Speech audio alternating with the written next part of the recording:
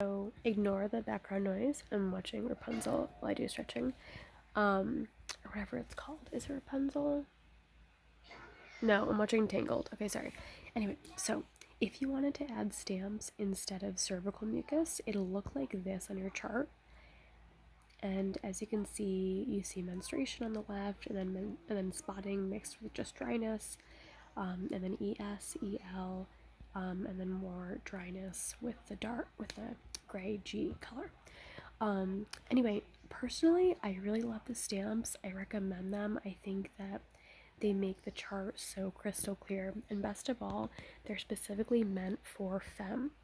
So the general cervical mucus categories are general and they're adaptable to a variety of methods, but with FEMM specifically, they've developed and contributed to Read Your Body to have specific stamps that are specific to the FEMM method. So I think it's a great way just to utilize ES versus EL, and it's very easy on the chart. As you can see, there's lots of options here with the stamps, so it's a great thing to try if you want. The way to add them, if you do want, is you'll go to the top right and hit the settings button, and then here under items to track, you're going to scroll down and probably you'll find stamps here as an option. Mine is already turned on, so it's right here. Then I go to the right for display on chart, and again I want to make sure that stamps are enabled to display on the chart. So if they were down here in the grayed out section, just tap, hold, and drag them to the black section. Okay, the other thing that you can do in this moment as well is actually turn fluid off in this specific page. So you just want to turn it off so it's not displaying on the chart, but you can definitely keep it enabled under items to track on your actual data entry page.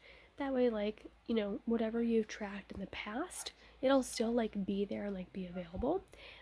It'll just be only on the data entry page and not on the chart itself.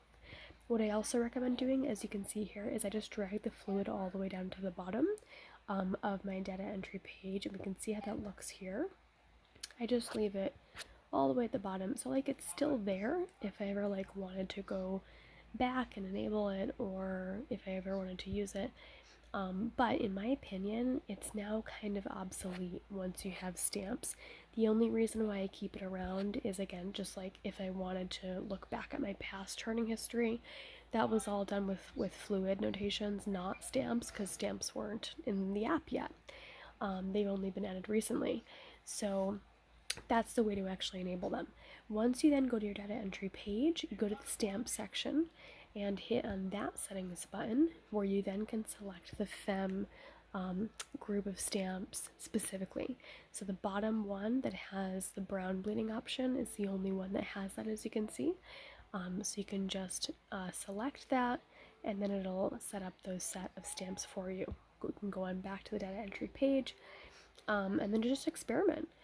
Here is where you can also turn on the start of a new cycle, and then you can also manually mark your peak day +1 or 2 or 3.